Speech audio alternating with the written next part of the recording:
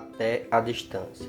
É uma adaptação das atividades de assistência técnica e extensão rural do Bahia Produtiva, projeto do Governo do Estado da Bahia, por meio da Secretaria de Desenvolvimento Rural do Estado da Bahia, executado pela CAR, Companhia de Desenvolvimento e Ação Regional, com recursos provenientes de acordo de empréstimo com o Banco Mundial. Olá, caros amigos.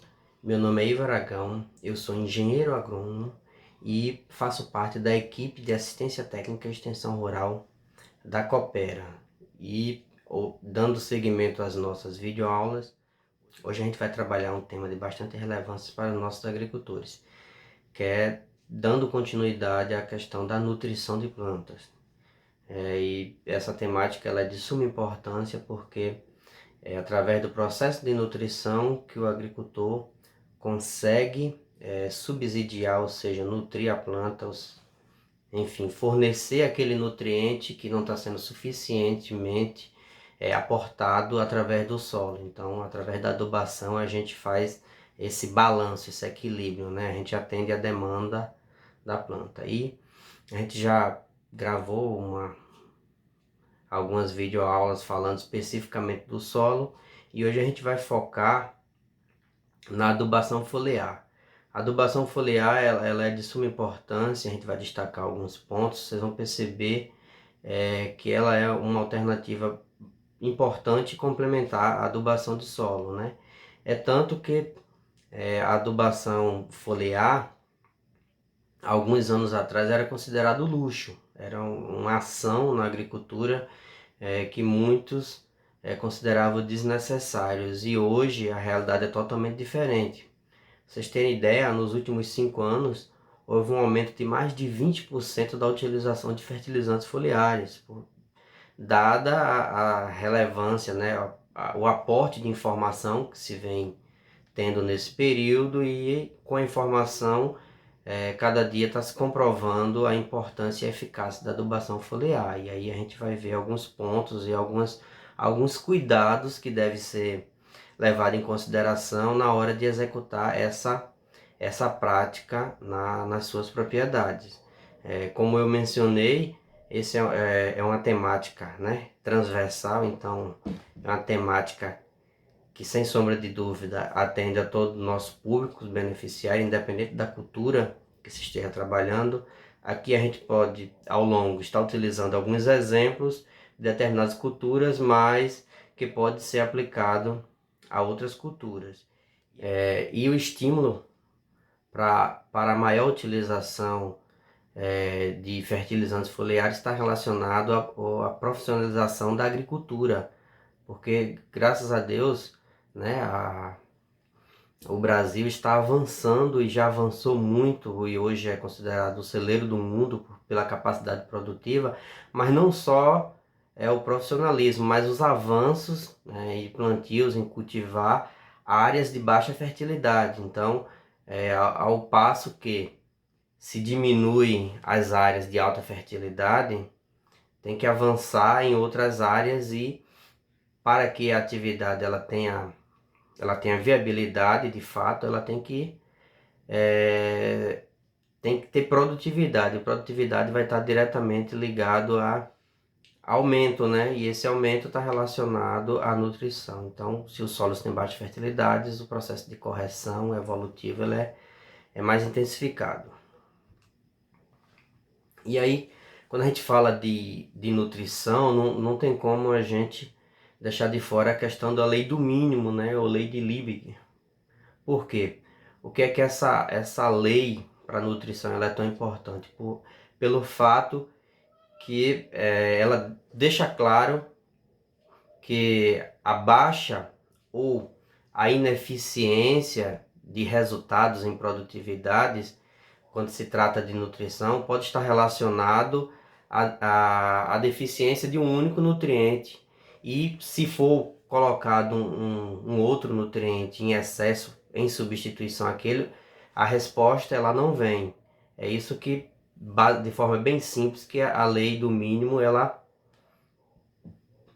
preconiza, pelo fato que nenhum nutriente tem a capacidade de substituir o outro, independente se ele seja macro ou micronutriente, os critérios de essencialidades é o mesmo. Então, um único elemento pode ser o pivô ou o fator negativo para a baixa produtividade. Então, com o planejamento a gente consegue suprir essa necessidade, né?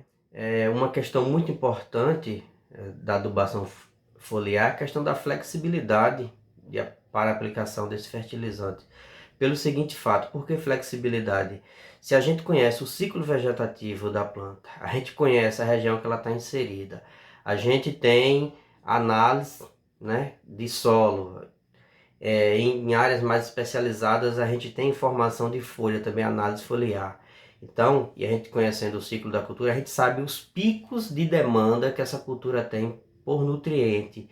E qual nutriente, né? A gente sabe que, se a gente pegar como exemplo a cultura perene, os citros, um exemplo, a gente sabe o período que ele flora no ano. Então, se a gente sabe esse período dessa florada, a gente sabemos também que a demanda por determinados nutrientes ela é mais intensa, que a planta ela faz a translocação de nutrientes, tem uma prioridade nesse período, né, de translocar nutriente para os brotos que vai emitir o botão floral. Então, quais são os nutrientes mais específicos? E aí, com a nutrição foliar, a gente tem essa flexibilidade para repor esse nutriente no momento dessa maior demanda. Então, isso é um divisor de água para o agricultor.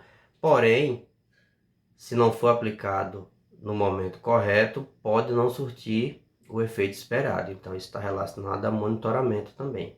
Por mais que a gente conheça o calendário sazonal, mas a planta, ela também, a gente tem que fazer a questão do monitoramento, a diagnose visual, que a partir daí a gente vai subsidiar a nossa tomada de decisão.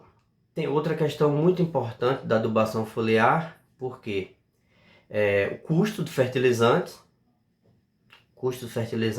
relacionado à dosagem que vai estar se utilizando em função da produtividade. Não adianta a gente destacar a importância da adubação foliar, seja lá o que for, mas o foco é produtividade. E aí o custo desse fertilizante com a produtividade entra aí a questão do custo-benefício, essa relação, essa conta se paga, então é uma decisão que tem que ser tomada com critério. E para que, né, como eu já mencionei, para que seja subsidiada essa tomada de decisão, e aí o planejamento ele é essencial. Porque se a gente tem em mãos, como eu já mencionei, as respectivas análises, histórico da área, que isso é muito importante, histórico da área, a gente tem esse planejamento associado à diagnose visual, a gente faz essas intervenções de correção. A diagnose visual vai subsidiar, não quer dizer que a determinação da quantidade e do nutriente que será aplicado será única e exclusivamente pela diagnose visual. Através da diagnose, a gente pode fazer a interferência de uma nova análise foliar, principalmente numa cultura perene. Então, são ações e tomada de decisões que elas são pontuais e específicas. Não existe uma generalização, existem relações. Vantagens de se adubar. Eu acho que eu já mencionei algumas da adubação foliar. A dosagem ela é precisa, então a gente conhece a demanda da planta, a gente conhece o pico de demanda e quais nutrientes. Então a gente consegue fracionar e fazer essa aplicação dentro do que a planta exige e não algumas questões em excesso ou em déficit, né? E aí, como é que vai ser essa aplicação? São algumas questões que a gente vai estar discutindo mais à frente. Maior uniformidade de aplicação, lógico, se a gente faz o preparo dessa cauda, regula devidamente os equipamentos, a uniformidade ela vai ser bem eficiente. Redução de mão de obra, logicamente, a gente tem um produto diluído e em quantidades menores, né? E se a aplicação ela for tratorizada, menos ainda a questão da mão de obra, então redução de custo. Maior autonomia dos equipamentos, lógico, segue a mesma relação que a gente já mencionou. versatilidade na adubação, então se a demanda é por um ou dois nutrientes, eu vou lá e faço essa aplicação específica, ou se são vários nutrientes, então essa relação a gente consegue controlar. E faço armazenamento pela questão do que a gente já mencionou, né? O volume. O volume é bem menor. Quando é a questão solos, essa demanda de volume, devido à concentração desse nutriente, é bem maior o volume. Como se dá essa absorção foliar? A gente não vai entrar em detalhes nessa questão, que é muito de fisiologia, e aí a gente pode fugir um pouco do foco, mas os íons da solução ela vai chegar, né, vai ser depositado na cutícula da folha, ali na superfície, parede celular, e vai para o citoplasma, né, e aí vai ser armazenado vacúolos ou nos vasos. Mas esse processo de absorção ele tem duas vias principais, ou dois mecanismos de absorção, digamos assim. Esse transporte desse nutriente pode ser ativo ou passivo. Ativo é quando há gasto de energia, então a planta tem um despreendimento de energia para que esse nutriente seja absorvido e metabolizado.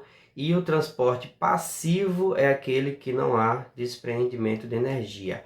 E aí dentro da absorção passiva, a gente tem a questão da difusão simples, a difusão facilitada e difusão de Donan. Então são três mecanismos. Alguns terão será de forma mais rápida do que outros, né? E a absorção ativa, né? Que aí é a absorção propriamente dita, né? Entrada no simplástico. É contra gradiente de concentração. Então, como a gente já mencionou, se ativa a questão de energia metabólica. Então, esse processo há desprendimento de energia. Então, a planta ela absorve, mas ela tem um consumo também, tem um gasto de energia nesse processo. Quais são os fatores que influenciam a adubação foliar? Ou melhor, quais são os fatores que influenciam a eficiência ou a ineficiência dessa adubação foliar? Então, eu particularmente entendo que o principal fator é conhecimento, né, para se utilizar um fertilizante foliar. Qualquer fertilizante, mas o foliar, porque ele, a gente vai expor a planta a algumas questões que pode levar a fitotoxidez, pode estar queimando essa planta, a gente pode causar alguns prejuízos sérios por uma simples ou remota aplicação. Porém, quando a gente conhece a planta, a gente conhece o ciclo vegetativo, a gente conhece a demanda, a gente conhece o fertilizante que a gente está utilizando, o nutriente, a fonte, então a gente diminui esses riscos bastante. Então, ela deixa de ser uma prática que demande risco para ser uma prática, praticamente, uma prática de certeza de resultado. Então, a gente vai dividir em quatro situações que a gente vai detalhar um pouco, que interfere diretamente na eficiência da aplicação foliar. Então, existem aqueles fatores inerentes da planta, da folha, a adubação, como a gente está dizendo, é foliar, então essa absorção ela vai se dar pela folha. Lógico, existem algumas situações, algumas plantas especializadas, ou que a parte verde, que não é a folha, há também algum tipo de absorção, mas especificamente a absorção ela é pela folha, né? Por essa questão que a adubação foliar. Fatores inerentes ao nutriente, que também é muito importante, não é qualquer nutriente que se pode estar utilizando, nem qualquer nutriente que tem compatibilidade para ser misturado com outros. Os fatores inerentes à solução, né? E fatores externos. Esses fatores externos estão relacionados às questões ambientais que interferem de forma interfere de forma bastante ativa. E aí fatores relacionados à folha, a estrutura dessa folha, né? Interfere diretamente. Se a gente pensar que uma folha que tem a cutícula fina, muitos estômatos, bainhas, nervura formada de células, paredes delgadas, todas essas questões leva a facilitar a absorção do nutriente por essa folha, consequentemente ser levada para e ser metabolizada na planta. Então, já o contrário, se a gente tem uma folha com a cutícula mais espessas, poucos estômatos, e também tem a questão de proteções, pulseiras e tudo mais, a dificuldade de penetração desse nutriente na folha será menor. Então, está relacionado também à absorção. A gente tem que conhecer esse mecanismo, porque tem algumas folhas que são mais coriáceas, que tem algumas serosidades, que pode ser repelente, né? E tudo isso interfere na questão da pulverização. Tem uma questão relacionada à folha, que é muito interessante, que no cenário nosso aqui, principalmente na nossa região, a gente vê poucos comentários, que está relacionado na parte da estrutura da folha, a parte adaxial e a parte abaxial, ou seja, a parte adaxial, a parte de cima da folha, e a parte abaxial, a parte de baixo da folha. O que é que acontece? A parte adaxial, ela tem uma densidade de estômago menor do que a parte abaxial, ou seja, ela tem menos estômatos. E isso interfere diretamente na penetração desse nutriente. Existe até um trabalho muito interessante que ele mostra que praticamente 50% a mais de facilidade de penetração desse nutriente pela parte abaxial da folha. Então, essa é uma informação muito importante. Lógico que está relacionado a essa capacidade de penetração e a velocidade, né, de penetração. Isso diminui as percas. E aí, a gente conhecendo essa informação, logicamente, a regulagem de pulverizadores, seja ele costal ou mecanizado, será pensando nessa questão. Se a gente conhece a arquitetura da planta, uma cultura perene ou uma cultura anual, a gente vai tomar esse cuidado para que tenhamos máxima eficiência na aplicação. E aí a composição química da folha, né, como a gente já mencionou, existem ceras e cutículas que são mais grossas, isso dificulta. Porém, essas ceras, existem umas questões interessantes da gente tá mencionando, né? Existem ceras que elas são hidroafins. E existem ceras que são hidrorrepelentes, ou seja, as hidrorrepelentes elas vão tentar repelir esse nutriente na base ou na superfície da folha. Porém, os hidrosafins vai facilitar esse processo de penetração e posterior metabolização desse nutriente na planta. Então, existe essa diversificação, digamos assim, nesse contexto de folhas, e isso interfere na aplicação.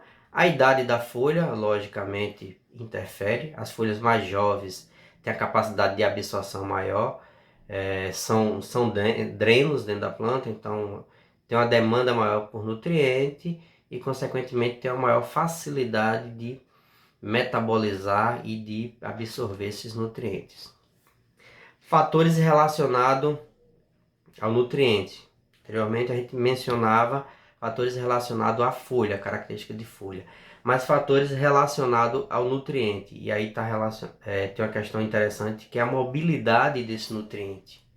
Existem os nutrientes que são móveis, os parcialmente móveis e os imóveis. Então, quando a gente vai fazer uma correção de deficiência ou quando a gente vai fazer uma aplicação foliar, a gente tem que levar em consideração e conhecer a natureza química do nutriente que a gente está trabalhando, porque tudo isso vai interferir no resultado. Tem a questão da salinidade desse nutriente, se é alta, se é baixa, que isso pode ser um indicativo de possível fitotoxidez na planta. Então, é algo interessante que a gente tem que ficar atento, e também a mobilidade desse nutriente na planta. Então, aqueles pouco móvel, a resposta será mais demorada e nem sempre vai vir na mesma proporção do que se foi planejado, né? E aí eu vou deixar para vocês uma tabelinha relacionado à mobilidade de alguns nutrientes na planta. Existem aqueles que têm muito alta mobilidade e aqueles que têm baixa mobilidade. E aí nessa tabela também vocês vão conseguir perceber também a questão da velocidade de absorção desse nutriente. Aí vocês vão perceber que o tempo de absorção nem sempre segue a mesma lógica de mobilidade na planta. Existem alguns nutrientes que têm uma penetração mais rápida na planta, porém tem uma mobilidade menor. Então isso é uma informação muito importante na tomada de decisão em relação aos nutrientes que se está utilizando. Então, o processo de metabolização diminui o processo de translocação desse nutriente. Existem algumas situações específicas. Metabolizar é a planta começar, digamos assim, de forma bem simplista, é a planta começar a aproveitar aquele nutriente na sua estrutura, ou seja, a planta já começar a utilizar aquele nutriente de forma mais, digamos, superficial, sem que entre todo no sistema da planta, aconteça o processo de translocação completa, né?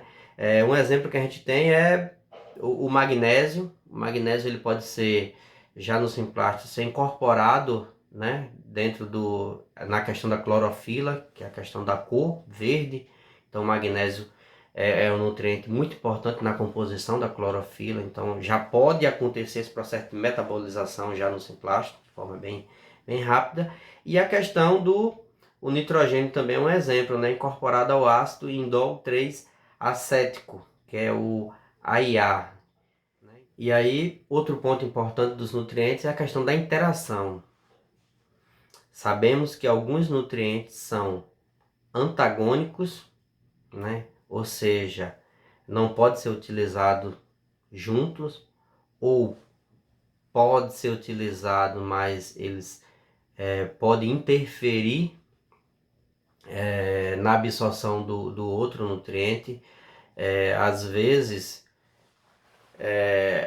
a via de absorção do nutriente é a mesma via na planta para o mesmo nutriente. Então, se a gente fornece em excesso ou fornece uma quantidade significativa de dois nutrientes que têm a mesma via de absorção, logicamente vai ficar comprometida, porque a planta não vai ter capacidade de absorver em tempo integral aqueles dois nutrientes se a via de absorção é a mesma. Então, existe essa questão e existem os elementos que de fato são antagônicos mesmo, aqueles que onde um está, o outro não deveria, porque vai gerar repelência e vai dificultar o processo de absorção.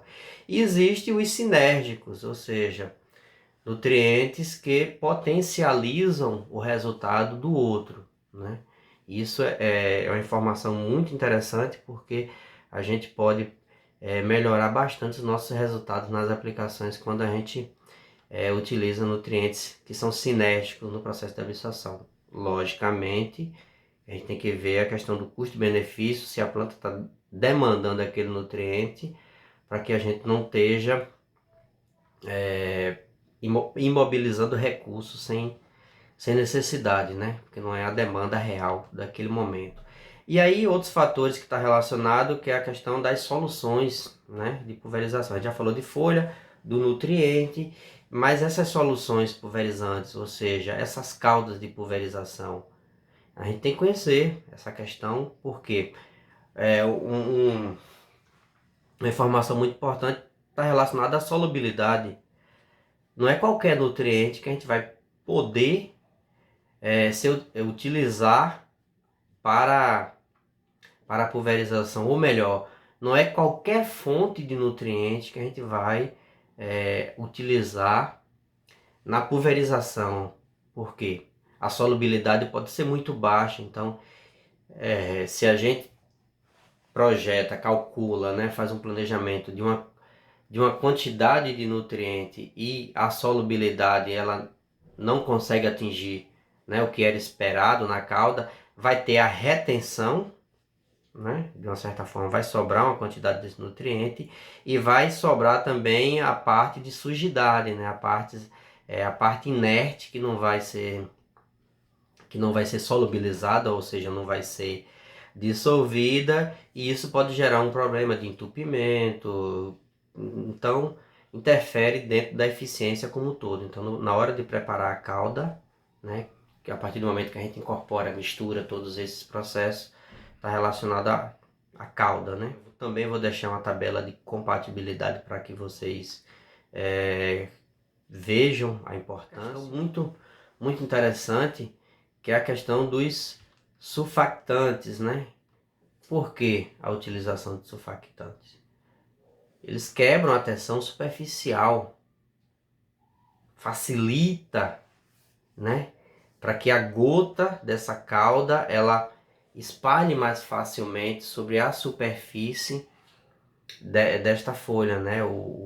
A calda espalha mais superficialmente. Então, quando a gente quebra essa tensão superficial, ajuda bastante. Então, destacar algumas ponderações relevantes em relação aos surfactantes ou adjuvantes, né? Que é muito importante, porque a gente sabe que por mais eficiente que seja a pulverização, que é o ato de pulverizar, mas a aplicação é a chegada dessa gotícula de nutriente na superfície da folha, isso é aplicação. Então tem essa diferençazinha em relação a pulverizar e aplicar. Pulverizar é o ato com equipamento e a aplicação é a chegada, é a deposição, é a capacidade que se tem de depositar esse nutriente na superfície da folha. A gente sabe que não vai molhar a folha 100%, mas se a gente tem um surfactante, um adjuvante que quebra a tensão superficial, esse material ele vai espalhar mais facilmente e aumentar a eficiência de absorção. E aí, entre esses surfactantes ou adjuvantes, distingue-se por algumas situações. Por quê? Existem números no mercado aí e a gente vê vários nomes, várias situações. Esse aqui é mais específico nessa linha, esse mais nessa linha. Então, por que é mais eficiente eu utilizar um determinado em detrimento do outro? Lembra aquelas questões de folha que a gente mencionou lá?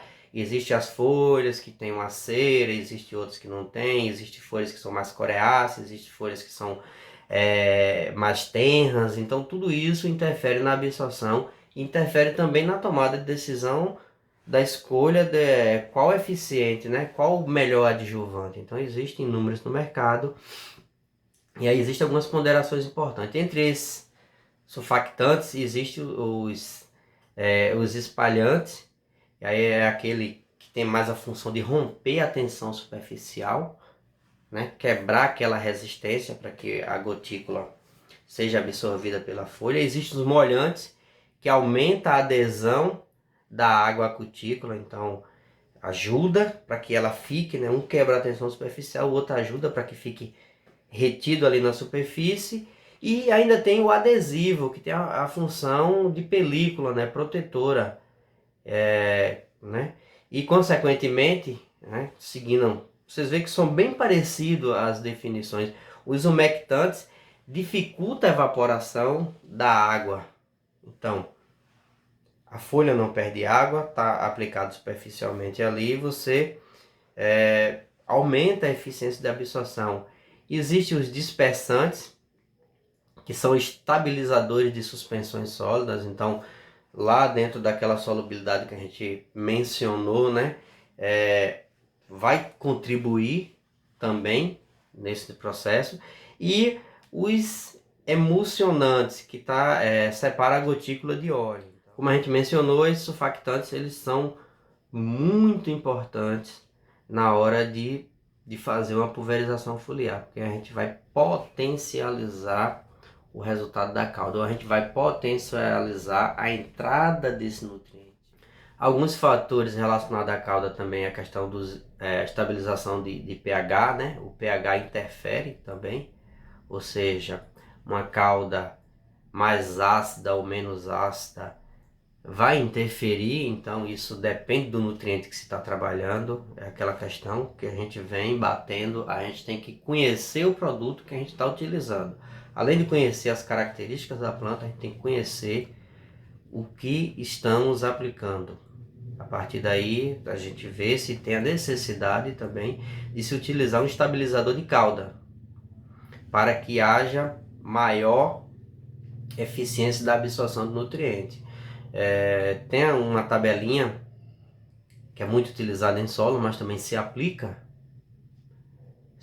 para a questão foliar, não ao pé da letra, mas se aplica, onde se destaca quais são as faixas de absorção de maior eficiência de determinados nutrientes em relação ao pH. Então essa variação de pH interfere na absorção do nutriente. A gente já pensando agora na questão externa, a questão ambiental, a disponibilidade de água no solo interfere, porque está relacionado à questão da planta, ela está hidratada, né? Está túrgida, as cutículas estarem hidratadas, isso interfere no resultado de aplicação. A umidade atmosférica também interfere, então tem que tomar cuidado, porque aí entra a questão do princípio da lavagem, que aí pode levar à ineficiência da aplicação, porque essa cutícula hidratada, em algumas situações, ela pode lavar a superfície da folha e isso interferir na absorção, né, na eficiência. Isso não de forma generalizada para todos os nutrientes, nem para todas as aplicações, mas interfere, todas essas questões interferem. A questão de luz, a luminosidade interfere. Existem trabalhos que mostram que alguns nutrientes têm absorção mais rápida na presença de luz, né? Mas a gente não pode esquecer, luz tem aquela relação também com temperatura que interfere, a temperatura ambiente ela interfere diretamente. Então, se a gente tem altas temperaturas, se está ventando muito, a gente tem que evitar esses horários de aplicação, evitar essas condições ambientais desfavoráveis, porque isso vai comprometer a eficiência, questão da aplicação de fato, a deposição da cauda na superfície da folha. Pode haver o efeito deriva, que isso é muito negativo, a depender do que está trabalhando. O processo de deriva, você pode estar contaminando outras áreas, se for a utilização de um produto fitossanitário sintético, por exemplo, que pode ser utilizado junto com a cauda de pulverização foliar, da adubação foliar. Então, são fatores que a gente não pode, em hipótese alguma, deixar de levar em consideração. Tem uma imagem que também vou disponibilizar aqui, que está relacionado a modo de aplicação, né? Que está relacionado também à questão do quebrar a tensão superficial da folha, como a gente já mencionou. Então, é um exemplo bem simples, mas eu acho que revelador, né? Para quem tem dúvida da eficiência de se utilizar um surfactante ou um adjuvante, eu acho que depois dessa imagem, acho que vai ser suprida essa dúvida. Para que se aumente a eficiência, existe uma questão também relacionada à quelatização. Alguns nutrientes eles podem ser quelatizados. Então, essa quelatização, o que é que acontece? Ela vai tornar as formulações ou os nutrientes mais estáveis. Isso é muito importante, porque se a gente tem um nutriente que tem uma estabilidade que não é boa, isso interfere na eficiência da aplicação. Facilita a entrada do nutriente na cutícula, porque esse nutriente ele vai estar protegido, então esse processo de proteção auxilia também na entrada desse nutriente. A quelatização, absorção maior e mais rápida, porque como a gente viu, as questões ambientais interferem diretamente dentro desse processo de absorção. Então, quanto mais rápida essa absorção, melhor. Isso não significa que a planta vai metabolizar instantaneamente esses nutrientes, porque está relacionado com a mobilidade do nutriente dentro da planta, então isso interfere também, porém é importante essa questão. E a proteção do nutriente, se ele cai no solo, lógico, a gente sabe que nem todo vai gerar algumas gotículas, por mais eficiente que seja, alguma parte desse nutriente ele vai cair no solo, e essa estabilidade permite que esse nutriente fique ali, vá para a solução do solo e seja absorvido, sem ser lixiviado rapidamente ou perdido pelo processo de evapotranspiração, né? Como eu mencionei, nem todos os nutrientes podem ser quelatizados, mas os nutrientes que de fato são quelatizados é a questão do cálcio, magnésio, zinco, manganês, ferro, cobre e cobalto. São nutrientes que se encontram bastante no mercado, quelatizado, então melhora a sua eficiência de absorção. E se a gente pensar dentro da quelatização, né, só ratificando o que a gente já mencionou, você vai aumentar bastante a eficiência da absorção de alguns nutrientes. Já existem estudos que alguns nutrientes você consegue aumentar até 8 vezes mais a absorção. É um exemplo do manganês, né? Quando quelatizado a absorção, você pode potencializar até 8 vezes mais. Diminui as reações químicas, que aí está relacionado à estabilidade, né? Muitas reações químicas podem ter efeito negativo, e não é isso que a gente busca na hora de fazer uma adubação foliar.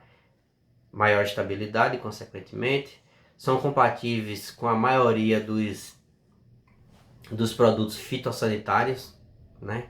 Então você pode utilizar de forma conjunta, porque é uma ressalva que a gente tem que ter. Logicamente, os fertilizantes foliares, né, está relacionado a essa questão. Também é de fácil aplicação, né? A questão dos foliares de fácil aplicação. Existem algumas categorias de adubos foliares, eu vou só mencionar, não vou estar especificando cada uma, mas existe os foliares de adubos químicos, então derivados de fontes sintéticas. Existem os adubos orgânicos, que são originários principalmente de humus de minhoca, é um exemplo. Existem os aminoácidos, que são que está relacionado já a produtos mais modernos, que os aminoácidos também, além, né, da questão nutricional, é considerado um bioestimulante. Então a composição de fertilizantes que tem aminoácido, ele tem tecnologia bastante empregada ali, e são mais eficientes, são promotores de resistência das plantas, são promotores para a recuperação das plantas, então estimula, melhora a eficiência de recuperação de plantas. Um exemplo, após um estresse hídrico. Os adubos naturais, nesse caso os naturais são aqueles que não passam por nenhum processo. A gente tem um exemplo da água de mandioca, a manipoeira, quando utilizada como fonte de nutriente, é natural, não passou por nenhum processo. Outra questão importante está relacionada aos tipos de adubações foliares. Por que fazer e quais são essas questões? Existe a adubação foliar preventiva, como o nome já diz, para prevenir a deficiência, mas tem menos resultados comprovados em relação a isso, né? Porque se a planta está nutrida, tem um certo equilíbrio, então prevenir, lógico, a gente conhece a demanda da planta, se há uma colheita, há uma exportação de nutriente, dá para prever algumas situações, mas se a gente pensar de resultado científico, ainda é uma das questões que tem menos informações, mas logicamente tem alguma resposta, mas a gente tem que ver a questão do custo-benefício. As adubações corretivas, e essas adubações corretivas é uma dos pontos chaves, né, da adubação foliar. Então você atende a demanda específica da planta naquele momento. Isso, se a gente pensar numa cultura perene, isso é muito importante, porque se há uma demanda muito grande por nutriente em determinado momento, se for fornecer via solo, né, ter esse processo de absorção pelas raízes, passar por todo o processo de transporte, ser metabolizados nas folhas e voltar essa distribuição pelo floema na planta, vai demorar um certo tempo, né? Então essa resposta, quando foliar, ela é mais eficiente. Adubação substitutiva, então quando a gente visa substituir uma adubação via solo, isso é mais comum quando a gente pensa na questão dos micronutrientes. Tem uma demanda em menor quantidade, então a gente consegue ser mais preciso nessas aplicações. Adubação foliar complementar, monitoramento de nutrientes, ou seja, a gente tem análise dessa área, a gente faz essas adubações para complementar o nutriente que já foi aplicado via solo, então é um adicional. Tem alguns nutrientes mais específicos que tem essas demandas, né? Existem algumas culturas que, por mais que se forneçam solos, tem algumas demandas pontuais. Um exemplo disso é a cultura do mamão com boro, né? A cultura do mamão com boro tem uma demanda bem alta e pontual. Quando eu falo bem alta, não estou falando quantidade, eu estou falando do nutriente estar disponível naquele momento. Um exemplo, não tem formações adequadas de flores do mamão se há déficit de boro, como na maioria das culturas, mas o mamão é uma demanda bem específica em relação ao boro. E adubação foliar suplementar no estágio reprodutivo. Então, existem alguns estágios específicos das culturas que elas têm aquela demanda por aqueles nutrientes. Então, ela vai se preparar. Um exemplo, na fase de floração. A gente já mencionou, tem aquela demanda específica e maior, intensificada. No processo de enchimento de grão, então quais são os nutrientes de qualidade de grãos que tem a maior demanda? Então, são questões importantes. E a gente só consegue tomar essa decisão com conhecimento. E conhecimento científico, não conhecimento simplesmente do achismo, né? Só reforçando o que a gente já vem falando, qual o interesse específico de se fazer essas adubações? Então, se a gente pensar em duas categorias, como eu venho mencionando aí e não especificando, macronutrientes, a gente pensar em macro e micronutrientes.